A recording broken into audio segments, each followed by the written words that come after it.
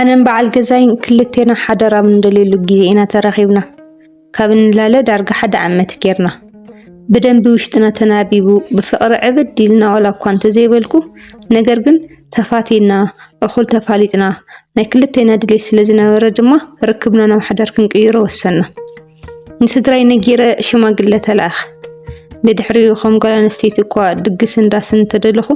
ናተይ ስድራ ብዙሕ ርኽባት ስለ ዘይነበሩ ከምኡ ድማ ብቅድመይ ክልተ ኣዋልድን ሓደ ወድን ኣሕዋተይ ስለ ዝተመርዐው ስድራይ ኣብቲ በኹርዳሶም ክብድ ዝበለ ድግስ ገይሮም ስለ ዘመርዐውን ዛጓለይ ውራይታይ ዓብስ ዋናው ተሓዳር እዩ እንታይ ገድሽኩም እዩ ንእስ ዝበለት መርዓ ከምዚ ቃል ኪዳን ነገር ጌርኩም ሓዳርኩም ዘይትገብሩ በሉኒ እታ ኣዝዩ ብገፊሕ ዳስን ብብዙሕ ሰብን ኣኽላማይን ዝተመርዐት ዓበይ ሓፍተይ እንታይ ክገብረልክ ጓለይ እዚ ኩሉ ጥፊና ተመርዒና ሞ ካብ ናይ ሓደ ሰሙን ወራ ሓሊፉ እንታይ ረኺብናሉ ኢና ሓዳርክ ጥራሕ ይፀብቃልክ ሓፍተይ ማዓረይ ካሊእ ምንም ዝዓሰልክ ነገር የብሉን በለትኒ ነዚ ስክፍታ ንሕፅየ ይምሰካፍልክዎ ኖ ኣብ ሆቴል ኢና ክንገብሮ ኩሎም ኣሕዋተይ ኣብዮም ተመርዖም ብዛዕባ ፃ ድማ ፀገም የብሉን ስድራ እዮም ክሽፍንዎ ምስ በለኒ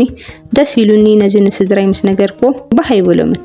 ውራይ ምግፍ ሓየድልን ነቲ ውራይ ዝጠፍእ ወፃኢ ኣብ ሓዳር ክመውዕልዎ ኢሎም ዋላ ክምዕዱንን ተፈተኑ ኣይሰማዕኽዎምን እቲ ውራይ ስድሩ እዮም ዝገብርዎ ንሕና ወላ ሓንቲ ኢድ የብልናን በልክዎ በዚ ድማ ኣብ ሓደ ውሩይ ሆቴል የተመርዓና ተደገሰ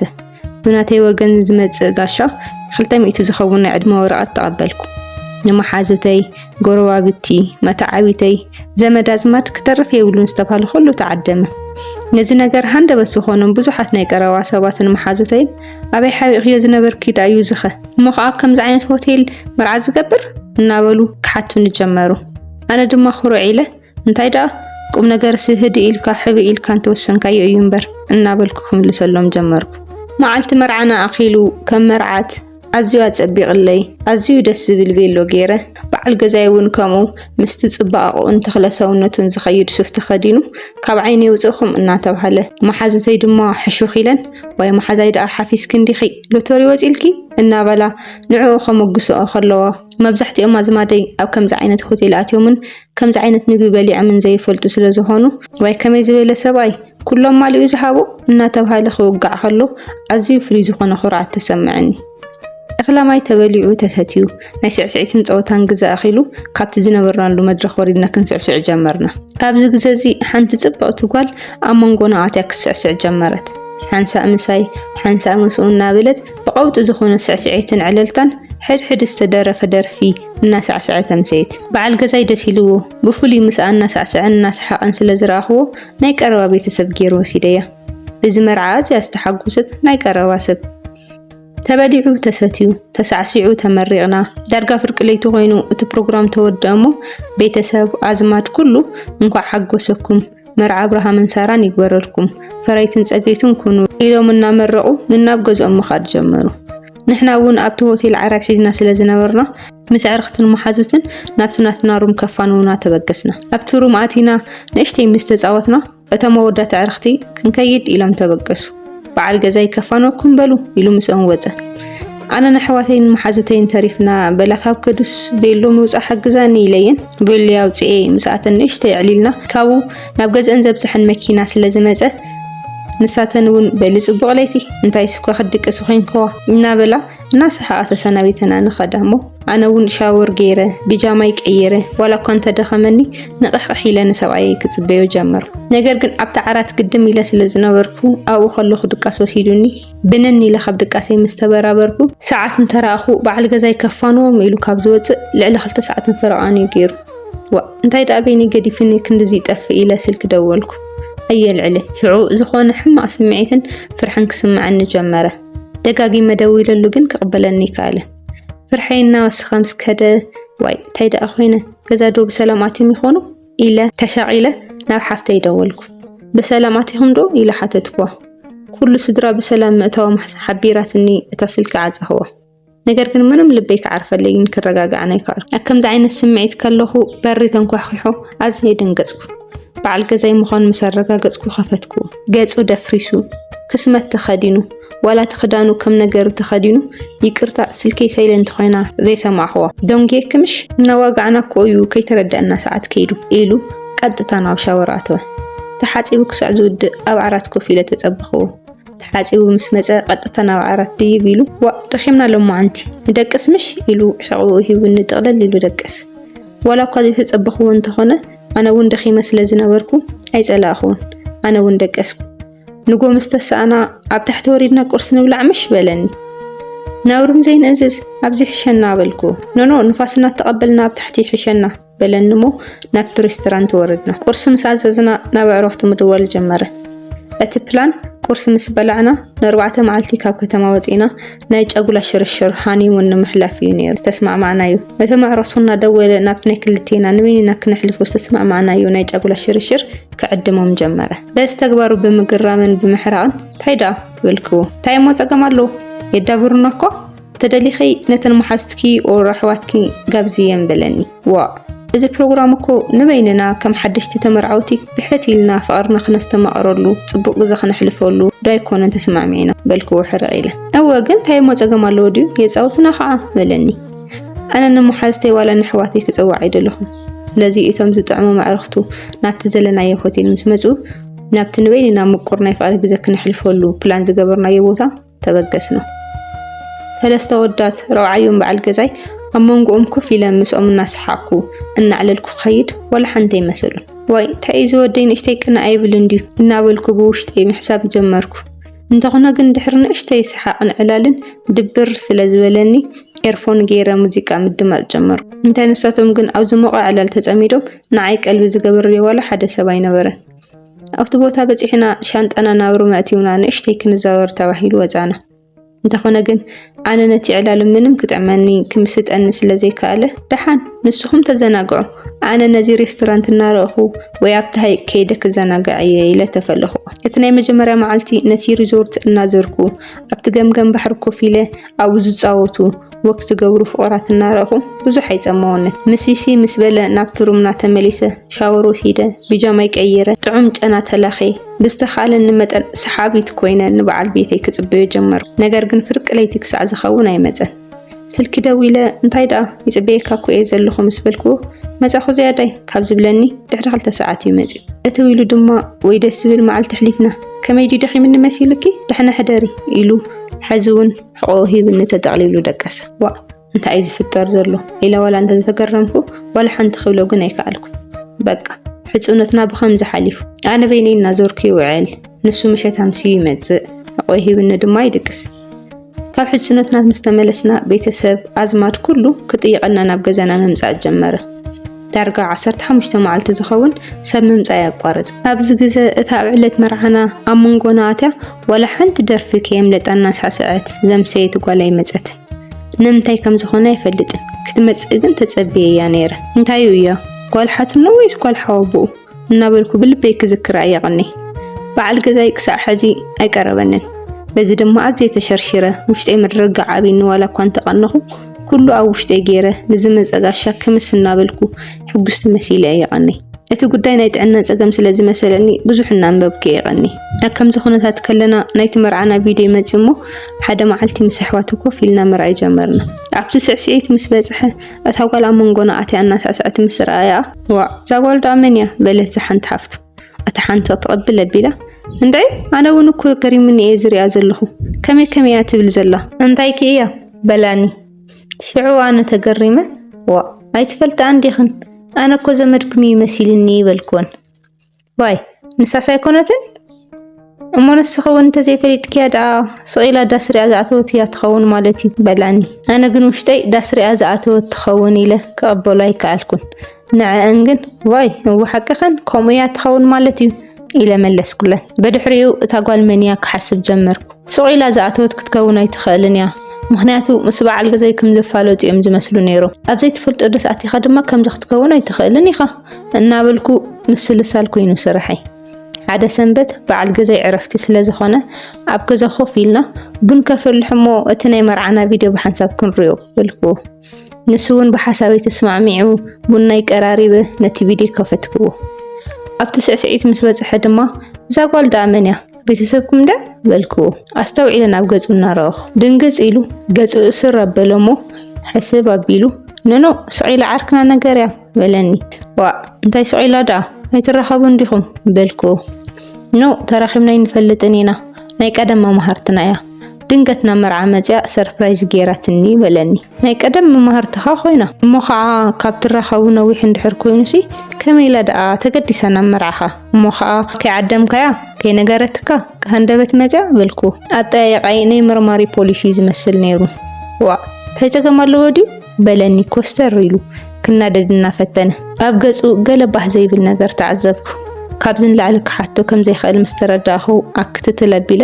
ክሳብ ሕጂ እኮ ከም ሰብኣይን ሰበይትን ርክብ ኣይፈፀምናን ናይ ጥዕና ተዘይኮይኑ ዘይትረአዮ በልክዎ ክሳዱ ኣድነን ኣቢሉ እወ ሓቂኺ ክረአዮ እየ ከይነግረክ እኮ ኢሉ ሱቕ በለ ኣነ ብዘምፃእ ኩሉ ምኽንያት መውፅእ ረኺቡ ናብ ሕመም ኣሰበቡ ካብ እንምርዖ በዓል ቤተይ ቅንዕ ኢሉ ጠሚቱና ይፈልጥን ንምንታይ ከም ዝኾነ ግን ክርዳእና ኣይከኣለን ምናልባት ርክብ ክንፍፅም ስለ ዘይከኣልና ፀገሙ ሕፊሩ እዩ ዝኸውን ኢለ ሓሲበ ሓዘን ኩሉ ብዛዕባ ታጓል ግን ክድቅስ ኣይከኣልኩን ካብ ግዜ ናብ ግዜ መን ምዃና ናይ ምፍላጥ ድሌተይ እናወሰኸ ኸደሞ ማንነታ ብኸመይ ክፈልጥ ከም ዝኽእል ክሓስብ ጀመርኩ ሓደ ነገር ዘከርኩ ቅድሚ መርዓና ሓደ መዓልቲ ምስ ኣሕዋቱ ኣድላለየና እሞ ኣብ ሓደ ካፌ ኮፍ ኢልና እናዕለልና ከለና ንበዓል ገዛይ ናይ ስራሕ ስልኪ ተደወሉ ዕለላ በላ ኣብ ቢሮ በፅሕ ኢለ ክመፅእ እየ ኢሉ ገዲፉና ኸደ ኣብዚ ግዜ እዚ ምስ ኣሕዋትና ተፃወትና ከለና ዓብይ ሓወን ክምርዖ ምዃኑ ከም ዘሐጎሰንን ንነዊሕ እዋን ኣይምርዖን ኢሉ ኣሸጊሩ ከም ዝነበረን ምክንያቱ ድማ ኮሌጅ ተምሃሪ ከሎ ኣዝዩ ዘፍቅራ ክምርዖዋ ዝምነ ዝነበረ ተፍቃሪቱ ድንገት ከም ዝጠፍአቶን በዚ ድማ ኣዝዩ ልቡ ከም ዝተሰበረን ብድሕሪኡ ዋላ ሓንቲ ጓል እኳ ብቁም ነገር ኣላሊውን ከም ዘይፈልጥን ዕለለኒ ዋ ብድሕሪኡ ኸዳ ዋላ ድሃያ ከይተረኽበን ኢለ መስሓተት ክወን ዋይ ድሕሪ 3 ዓመት ኣቢሉ ይኸውን ኣብ ኣሜሪካ ከም ዘላ ነጊራቱ ብድሕሪኡ ይዕልሉ ነይሮም ግን ካብ ምሕዝነት ዝሓለፈ ኣይነበረ በላኒ ሽዑ ከም ሕሉፍ ታሪክ ገይረ ስለ ዝሓሰብክዎ ነዊሕ ግዜ እውን ስለ ዝነበረ ቦታ ይሃብክዎን እዚ ነገር እዚ ምዘከርኩ ንሳዶ ትኸውን በልኩ ብልበይ ብዝኾነ መልሲ ደለኹ ዝኾነ ዝሓብአለይ ነገር ከም ዘሎ ተሰሚዕኒ ንሳ ከም ሓንቲ ዋናቲ ጉዳይ ኮይና እያ ክትስዕስዕን ክትዕልልን ዘምሸየት ንሱ እውን ምስኣ ዝነበሩ ኣጣሙታት ከምዚ ቀደም ዝፈልጣ መማሃርቲ ዓይነት ኣይነበረን ንምንታይ ከ ብዛዕባ ክሓቶ ከለኹ ሓሪቑ ኣብቲ ግዜቲ ገና ሓዳሽ መርዓ ስለ ዝነበርኩ ብዙሕ ካብ ገዛ ይወፅእን ዝበዝሐ ግዜ ኣብ ገዛ ብምንባብ ፊልም ብምርኣይ እየ ዘሕልፎ ነይረ ኮታስ ቢዚ ዝገብር ካብዚ ሓሳብ ዝገላግል ስራሕ ስለ ዘይነበረኒ ደጋጊመ ብዛዕባ ኣሕስብ ነይረ ሓደ ኣጋምሸት ካብ ስራሕ ወፂኡ ስልኩ ኣብ መደቀሲ ኣቐሚጡ ሻወር ክገብር ምስ ኣተወ ስልኩ ምፍታሽ ጀመርኩ ሜሴጅ ዋትስኣፕ ቴሌግራም ምንም ክረክብ ኣይከኣልኩ ኣብ ፌስቡክ ምስ ኣተኹ ኣብ ፍሬንድስ ዝብል ኣተ ነታ ኣብ ዕለት መርዓና ክስዕስዕ ዝነበረት ጓል ረኸብክዋ እሞ ናብ ሜሴጅ ዝብል ኣተ ምንባብ ጀመርኩ እታ ጓል ብልክዕ እታ ናይ ኮሌጅ ኣፍቃሪቱ ዝነበረት ጓል ኣብቲ ዝተፀሓሓፍዎ ሜሴጅ ምንም ሕማቕ ነገር ክረክብ ኣይከኣልኩን ጀስት ከም መማህርቲ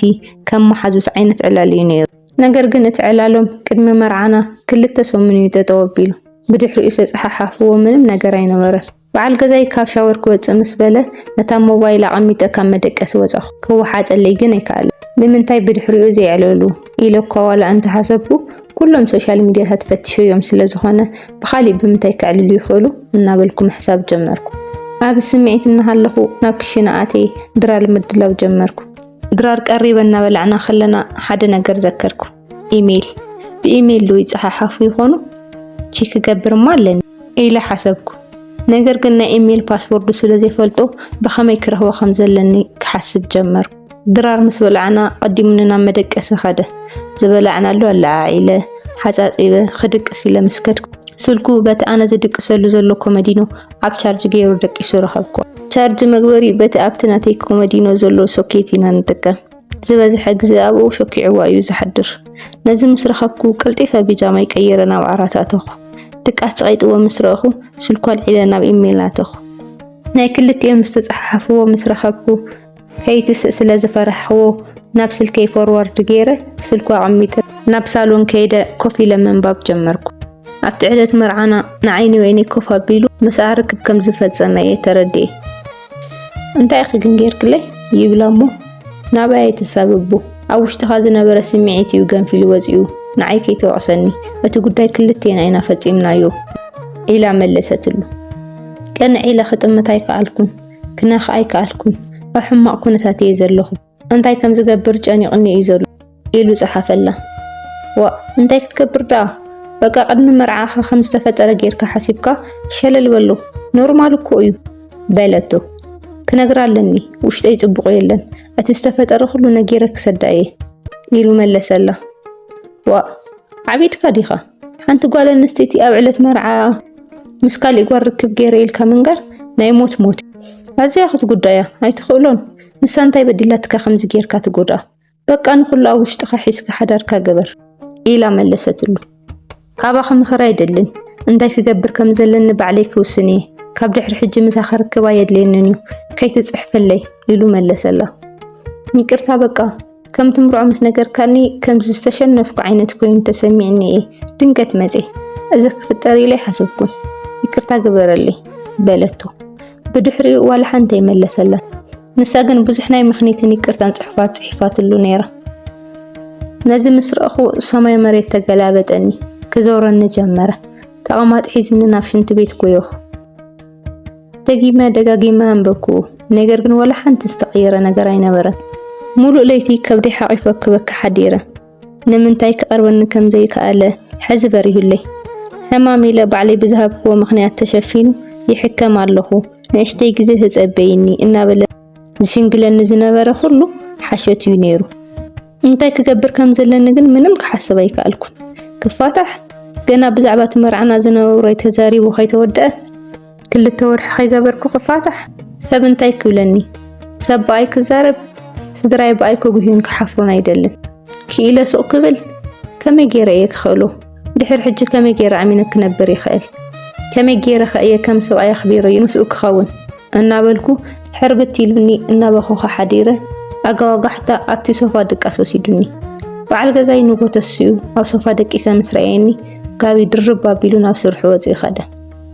ይሰምዖ ዋላ እንተነበርኩ ተስየ ዓይኒ ክሪኦ ግን ኣይከኣልኩን። ኣጽቂጠ ሱቕ በልኩ። ብድሕሪኡ ሙሉእ መዓልቲ ክነብዕ ርእሰይ ሓሚመ ደቂሰ ወዓልኩ። ኣጋምሸት ምስ ኮነ ብሓይሊ ተላዒለ ድራር ሰሪሐ ቀራሪበ ናብ መደቀሲ ይከድኩ። በዓል ገዛይ ናብ ገዛ ኣትዩ ኣብ ሳሎን ኣብ ክሽነ ምስ ሰኣነኒ ናብ መደቀሲ መፂኡ ደቂሰ ምስ ረአየኒ እንታይ ዳ ኮንኪ ኣይጠዓኸን ዲኺ በለኒ። ድሓኔ ሰዓል ግድግ ትሕዘኒ ደልያሲ ርእሰይ ይሕምኒ በልኩ። እሞ ክሳዕ ድቅሲ ንዕናይ ናብ ክሊኒክ ፈውሲ ቀንዛ ዝኸውን ነገር እንተሃቡኺ ይበለኒ። ኖኖ ድሓኔኮ ክገድፈኒ እዩ የግዳስ ድራር ቀራሪበልካ ኣለኹ ተደረር ኢለ ሽፍን ኢለ ከም ዝደቀስኩ ኣምሲለ ሰደድኩ። ለይቲ ነዊሑ ፍጥጥ ኢለ ሓደርኩ። ድሕሪ 5 መዓልቲ ይኸውን ድንገት ኣደይ ናብ ገዛ መፀት። ይመጽእ ኣለኹ ኣይበለትንን። ገዛ ክፈት ተቢላ ምስ ኣተወት መርዓስ ዘይኮንኩስ ሓዘንተኛ ኮይነ እየ ጸኒሐያ። ኣብ ርእሰይ ሻሽ ጠምጢመ ዓይነይ ሓቢጡ ገጸይ ጸሎሎ መሲሉ ምስ ረአየትኒ ወይ ጓለይ እንታይ ዳ ኮንኪ ኣይድሓንክን ዲኺ በለትኒ። ከይተረድአኒ ኣብ ውሽጠይ ዝነበረ ኩሉ ጓሕጓሕ ኩላ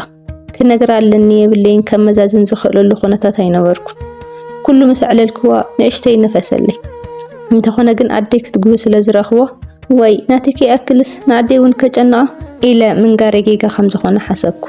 ኣደይ ርግዕ ኢላ እቲ ዝተፀሓሕፍዎ ከም ብበላ ሓተት እንሞ ኩሉ አንበብ ኩላ ደጊም ከም ብብዮ በለትኒ። ደጊም አንበብ ኩላ ድሕርዚ ስምዕ ዛጓሊ ኣብ ጽሑፍ ከም ዝተረዳእኽዎ እዚ ወዲ ብዝገበሮ ነገር ተጣዒሱ ጉህዩን ሓፊሩን ከም ዘሎ እዩ። ክልተ ዓይነት ስሕተት ኣሎ። ኣመል ኮይንካ ትገብሮን ወዝቢ ሓደጋ ክገጥመካ ካሎ ትጋገዮ ጌጋን። ንሱ ድማ ካብ ዝተረዳእኽዎ ናይ ሓደጋ ጌጋ እዩ።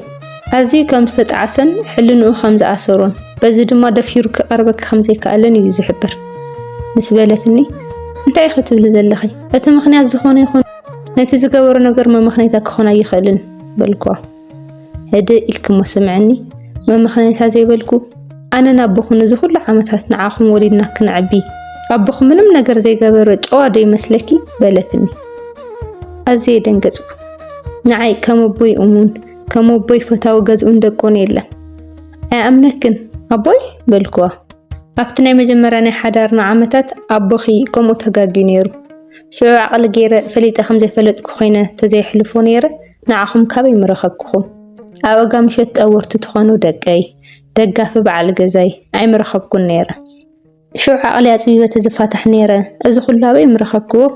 ጓል ኣንስተይቲ ጥበበኛ እያ ዝበሃል ስቑልካ ኣይኮነን። ናይ ጓል ኣንስተይቲ ጥበብ ትዕግስታ እዩ። ንበዓል ገዛኻ ዕድል ሃብዮ፣ ትዕግስተኛ ኹኒ፣ ግን ድማ ብንቕሓት ተኸታተል እዩ። እዚ ጌጋ ናይ ሓደ መዓልቲ እንተኾይኑ ሓሲቡ ዝገብሮ ነገር ስለ ዘይኮነ ብዝገበሮ ድማ ስለዝተጣዓሰ ብልብኺ ይቕረ ግበሩሉ። ከም ትፈልጥ ክፈልጥ የብሉን። ንኸይትፈልጢ እናተጠንቀቐ እናኽበረክ ክነብር ፍቐድሉ። ነገር ግን እዚ ጌጋ ዝድገም እንድሕር ኮይኑ ኣነ እውን እናተበደልክ ንበራ ይብለክን በለትኒ። ኣብቲ መጀመርያ ምንም ክቐበሉ ኣይከኣልኩን። ነገር ግን ብዙ ኩሉ እኽለማይ ከመይ ዝበለ መርዓተ መርዓስ ድሮ ተፋቲሓ ከይበሃል ኢለ ተቐበልክዎ። ሕዚ ካብ ንምርኦ 4 ዓመት ጌርና ሓንቲ ቆልዓ ወሊድና ንነብር ኣለና። ነገር ግን ንበዓል ገዛይ ፈፂመ ይኣምኑን። ኩሉ ሻዕ ስልኩ ኮምፒተሩ ምስ ፈተሽኩ እየ። ዋላ እኳ ምንም ሕማቕ ነገር እንተዘይረኸብኩ ውሽጠይ ግን ይዓረፈለይ። በዓል ገዛይ ኣኒቨርሰሪና ብዝመፀ ቁፅሪ ሃፒ ኣኒቨርሰሪ እናበለ ውህብቶታት ይገዝኣለይ። ኣነ ነታ መዓልቲ ንኸይዝክር እንተፈተንኩ ንሱ ግን በብዓመቱ እንኳዕ ብፅሐኪ ክብለኒ ከሎ ነቲ ዕለት መርዓና ድዩ ወይስ ነታ ኣብ ዕለት መርዓና ዝፈፀማ ፍፃመ እዩ ዝዝክር ዘሎ ኢለ ይሓስብ።